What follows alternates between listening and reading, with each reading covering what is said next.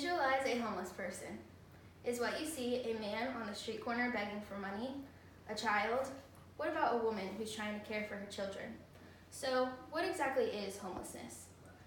Homelessness is the state of having no home. A person or family who is living in transitional housing, an emergency shelter, or unable to maintain a safe and permanent living situation would be deemed homeless. During this speech, I'll be giving a background on homelessness and why people become homeless, how many people it affects and in what way, and what's being done to get them back on their feet and into safe, stable housing.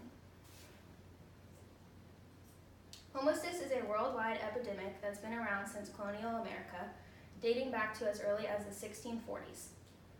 According to the article on homelessness on washington.edu, since being found on almost every street corner, homeless people were once regarded to as sturdy beggars in the mid-18th century.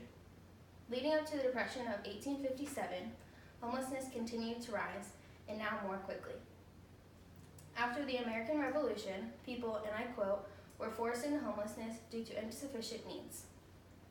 Since this time, homelessness hasn't changed drastically in any way. People can become homeless for a number of reasons, including but not limited to unemployment, lack of affordable housing, domestic violence, mental health, and demographics.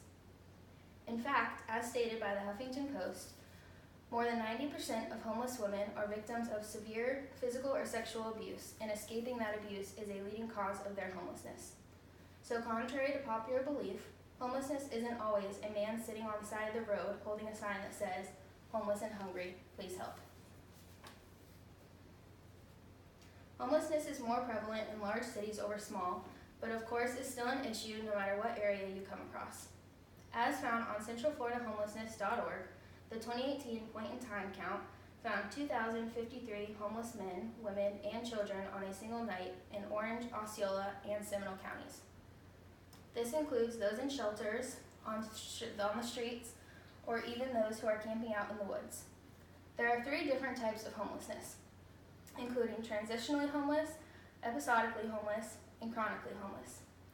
People who become chronically homeless, according to the peoplesproject.org, are people who have spent more than a year on the streets.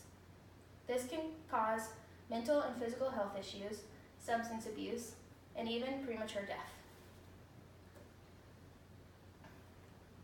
Permanent housing is the first and most important step in breaking the cycle of homelessness. EndHomelessness.org states that by connecting people experiencing homelessness to housing and services, they have a platform from which they can address other areas that may have contributed to their homelessness. 2 types of homelessness-focused housing models include permanent supportive housing, which targets people with things such as health issues who have experienced repeated homelessness, and rapid rehousing, which provides short-term assistance with the goal of securing housing quickly.